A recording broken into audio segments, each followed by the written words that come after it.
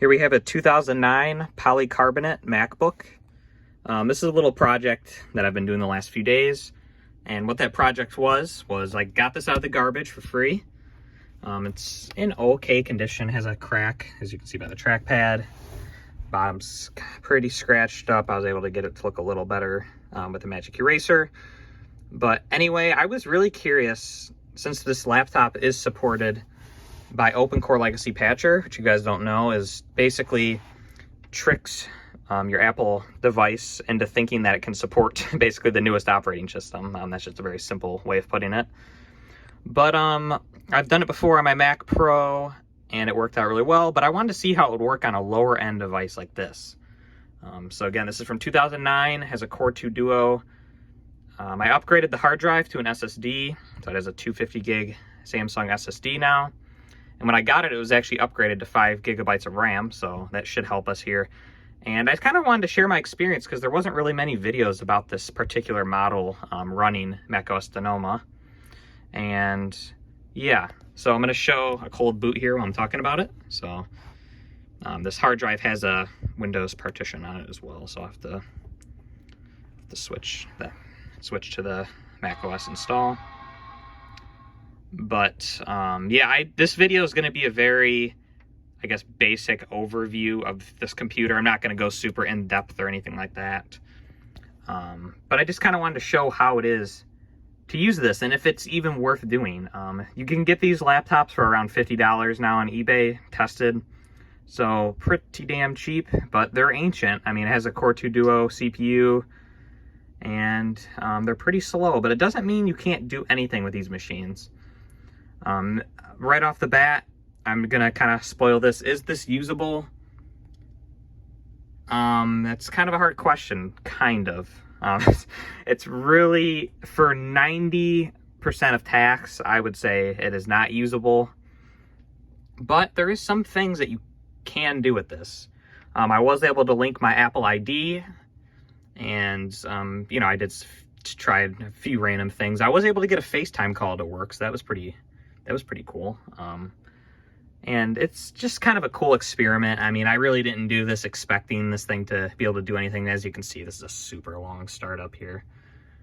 But if you turn your computer on and go get a snack or whatever, and I don't know, just don't expect it to boot up super quick. And I've kind of just been messing with this the last few days, and I just thought it was kind of interesting to make a video about. It was super dirty when I got it. It kind of smelled like cigarettes. You actually can see there's a cigarette burn on the palm rest there. You can see that. But I opened it, I cleaned out the heat sink, new thermal paste, and it's running pretty quiet. I'm kind of surprised, I guess, how quiet this thing runs. What I've noticed as well is once it boots up, it's going to be super, super slow at first. But once it sits for a while, it can actually get, I wouldn't say snappy or quick, but it can get usable for sure. I mean, okay, there we go. Booted in. Just gonna type my password here. And you guys are gonna see it booting up in real time. As you can see, it's been a while for this to start up. And we do have the background, which is nice. Sometimes that doesn't show up for whatever reason.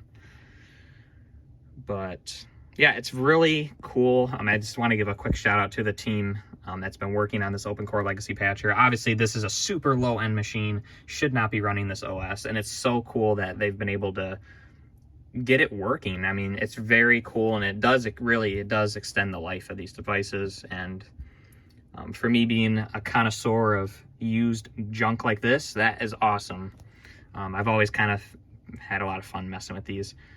So I'm not going to go over every little feature, but again, see, no background here. Eventually it should show up, but let's go to About This Mac and let's see our specs. Yeah, see the background's come in, and now we lost the bar down there and everything.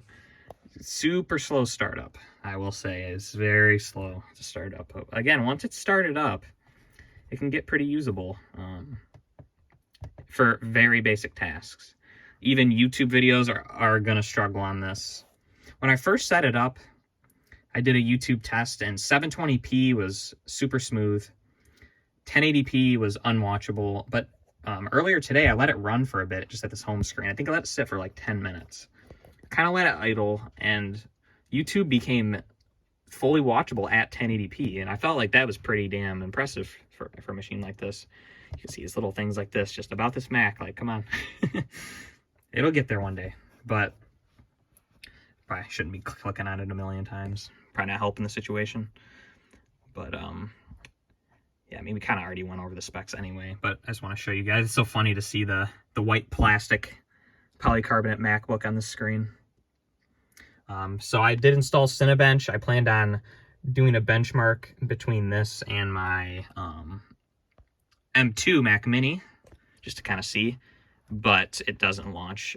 It just does not work at all, which is not surprising. That is the latest version of Cinebench, so I'm sure I could install an older version. It would run just fine, but I don't have a ton of time for this. That's the thing with projects like this, is every little thing just takes forever. Like, just gonna open.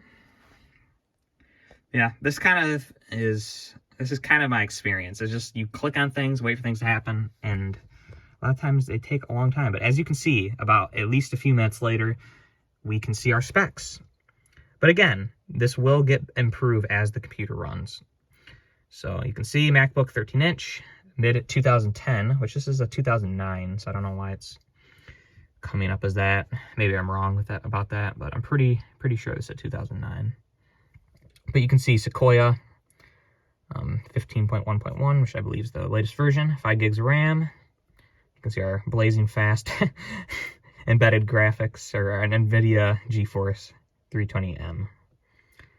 But yeah, it's really, again, it's super interesting that you can get this to work. The camera works. I haven't tried everything. So let's just try to do a basic task, which I would be considering going on YouTube, as that's what you're doing right now, is watching this video. So let's see how long that process takes. We're going to use Safari. I know there's better web browsers. Again, this is not a guide of what to do. This is just a guide of showing, if you just install Opencore, install the latest macOS on this device, and do basically nothing else, what will the experience be? But first, let's do the disk speed test here, so you can see the blazing fast storage speeds that we're getting here. So this ran good last time, but as you can see, that is not good. We have an SSD, but this is a super slow and old SATA interface, so we're not going to take advantage of that SSD too much. Obviously, it will be much faster than mechanical drive, but as you can see, that's not very good, and that's one of our issues of why this is super slow. But our main issue is obviously CPU. I believe this, yeah, it's a Core 2 Duo, so it's a dual core chip, and that is not enough. You really would want at least 4 cores for running Sonoma. And RAM isn't helping either, having only 5 gigabytes, which, yes, I know is a weird size. That's not great either. I mean, preferably we'd want at least 8. So yeah, I mean, not really great performance here, but again, this really isn't what's holding us back. It's mainly, I mean, it is holding us back, but it's not the main thing. So let's, again, open Safari. We got no programs open here. Safari, let's go. It's going to bounce for a bit, and it will open. Is it going to open? Yes. So again, this is the latest version of Safari. All right, so we're on my channel now. I just launched into YouTube, which didn't take too long at all. I'll reload this page just so you guys can kind of see the performance here. It's, once you get into a site, it's not terrible. As you can see, I mean, it is slow. Don't get me wrong, but technically I would consider that usable. So we're just going to click on my latest CRT video. I'm going to mute the sound. But as you can see, the media controls are working. See, volume up, volume down, mute. So again, I mean, this is very, very impressive that this can even happen on a brand new operating system that's fully supported. Because I believe this computer goes to El Capitan normally, or maybe maybe High Sierra is where this gets up to, which is many, many years out of date at this point, and you probably shouldn't be using. Okay, so you can see full screen. Let's pause the video here. And 1080p 60. And I'm going to turn the sound up a little bit just so you guys can hear if there's audio skips and stuff like that. Flat screen. Let's bring it home. All right, so I just got home. It looks like a 19-inch Symphonic. It's a flat screen. So it didn't take too long to load. Really yeah, see, we're dropping frames big time now. Audio sounds good, though. But yeah, we're really dropping frames now. Really dropping frames. It probably would stabilize after a while, but I do want to show you guys how good it runs at 720p, which isn't a huge compromise on a display like this. And this display still does hold up pretty well. It still looks really good. The black levels are pretty bad, but it's really still a nice display. So as you can see, you can pause, unpause. It's pretty snappy at 720p. You can skip forward a bit, just skip to a random part way far ahead. See, a little bit of buffering for sure, especially if you're skipping this far ahead. See, yeah, but it stabilizes, and this is totally watchable. Skip forward one more time. Yeah, not bad. You can hear the fans are starting to kick up. Hopefully you guys can hear that. Yes, I did not clean the keyboard super well. I tried. But that is really not bad noise level. So yeah, that's pretty impressive in my opinion. Again, you kind of just got to be patient for everything to kind of stabilize, but it will stabilize. Let's just open something I haven't opened before. I guess let's open notes. Okay, you want to write some notes down? Let's see. This will take longer just because it's my first time opening it. But you can see that open pretty fast. I'm not going to go through the progress here. You guys will see all my notes, but that's pretty, something simple like this is going to be pretty, it's going to be pretty straightforward, and it's going to probably work well, I would imagine. Let's see. Let's try to run Cinebench one more time and just so you guys can see the error that we're getting. I didn't do any research into it. I just tried it once and it didn't work. So that's another thing, like quitting applications can be difficult. Quit notes. Just, everything's just going to take a while. If you're super patient, you can do basic tasks on this, and you could use this as your main computer. Would I recommend that? No, not at all. At this price range, really what I would recommend is to just buy a Windows laptop. I really, like a Mac in the $50 price range is just never going to be worth it. A Windows PC, you could get like a ThinkPad, like an older generation, maybe like second, third gen Intel for like $50 all day long, and run Windows 10, and it would be a lot better performance than this. But if you need Mac OS, maybe if your app you're trying to use is super simple, you could use this machine. But as you can see, Cinebench application error. And I'm assuming that's just because we don't have like the graphics acceleration and whatever that we would need for this. Another funny thing I noticed, the beach ball doesn't actually spin, it just kind of stays in place. But yeah, the note still hasn't closed. So that is a good example of the experience. I didn't want to edit this video too much because I just want you guys to see like the raw experience of this. How did the install go? Well, to be honest with you, it was kind of a pain in the ass, and it took hours and hours and hours. Why? Well, for one, this computer is really, really, really slow. It's going to take a while to install on a machine like this, just for the reasons of the specs of it, and the slow USB standards and blah, blah, blah. Another problem was it would keep going through the install.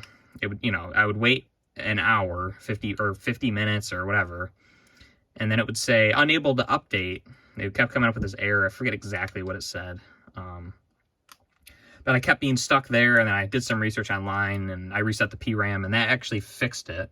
But it took a couple tries. I reset the PRAM once, and it didn't work. And I was like, all right, we're going to try it one more time, and if this doesn't work, then whatever. And I'll probably, reformat the hard drive and try the install completely over again. But thankfully, it went through, and it worked. If you're doing it on a machine like this, just like it says in the on the Opencore website, it says like things that will happen that are bad and that you will need to know. And on these old machines like this, you will need a USB 2 hub, and you'll need to plug a keyboard and mouse into it so that you can complete setup, because during setup, the keyboard and trackpad, they did not work at all. So I had to use this, and if you guys want to see the model of this one did work. So that was pretty cool, and it's the same one I used on my Mac Pro. And you'll have to plug in an external keyboard and mouse to get through setup. But now, obviously, everything's fully working. So, in closing, would I recommend doing this as a daily driver? No. Simple as that, no. Would I recommend doing this if you're just like messing with computers? Of course, this is fun to do. This is something that is just hilarious, to turn this old computer on and see it boot up into Sonoma and have it work is cool. So, and if you need to use basic Mac apps, it could maybe be possible, but just please keep your expectations extremely low when doing this. So that's basically the video. I know it was not very in-depth or very scientific in any way, but hey, this is a video of the 2009 polycarbonate MacBook running Sonoma, and it did work, so I'll give it that.